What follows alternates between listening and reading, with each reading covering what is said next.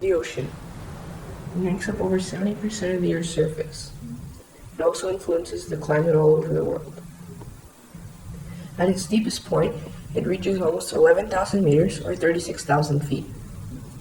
The ocean gives life to over 2 million species, out of which 2/3 are still to be named and described. The largest of these oceanic systems is undoubtedly the North Pacific Gyre. The gyre is basically a naturally occurring vortex of wind and currents that rotate in a clockwise direction in the northern hemisphere and anti-clockwise in the southern hemisphere. The North Pacific Gyre is the biggest of the 5 main gyres that are in our oceans. The North Pacific Gyre has its northern border at the 50th parallel. Its southern border is just off the north coast of Hawaii. Its eastern border is the coast of California, and its western border is off the coast of Japan. This huge gyre is roughly 2 million square miles in diameter. However, this gyre is unfortunately known as the Great Garbage Patch for the estimated 11 million tons of plastic floating around to form what some people call a plastic soup. This patch is nearly 5 million square miles, or about twice the size of the state of Texas. Since the center of the gyre is relatively slow moving, all the plastic gets herded into the center of this garbage patch and stays there, although some does get washed onto the shores of neighboring islands. So why not just clean it all up? The reason why so little work is going on is because it's hard to find pieces of microscopic plastic smaller than your little finger's nail in the water. Sadly, many animals can't tell the difference either, and they are ingesting the tiny bits of plastic into their systems. Few species, especially birds, are killed.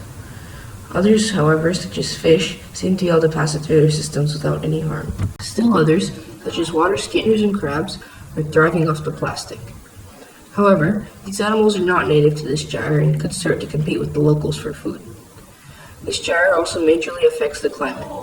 For example, take 2 major cities around the gyre, Tokyo and San Francisco.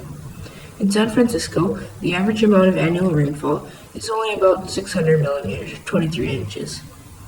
However, Tokyo's annual rainfall is almost 1,500 millimeters, or 60 inches. Also, San Francisco has an average temperature of 13 degrees Celsius, or 57 degrees Fahrenheit. On the other hand, Tokyo's average annual temperature is 26 degrees Celsius, or 79 degrees Fahrenheit. Although the cooler temperatures may be explained by saying San Francisco is 130 miles north of Tokyo, it is more probably because the California current, one of the currents in the North Pacific Gyre, is a cold current and the closest to San Francisco. But the current closest to Tokyo is the warm Kuroshio current. The increase in precipitation in Tokyo may also be blamed upon the Kuroshio current, as warm currents tend to increase the moisture in the air around them. This moisture-filled air then gets heavy and returns to the sea in nearby coastal towns and cities as rain. In contrast, the cold current, such as the California current, doesn't release so much moisture into the air, causing less rainfall in San Francisco. Because of the gyre, both cities have cool summers and mild winters.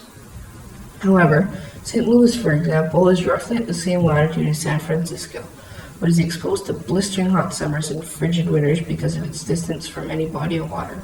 In conclusion, these gyres are an amazing part of our oceans and need to be treated with respect as they influence life and the climate of planet Earth.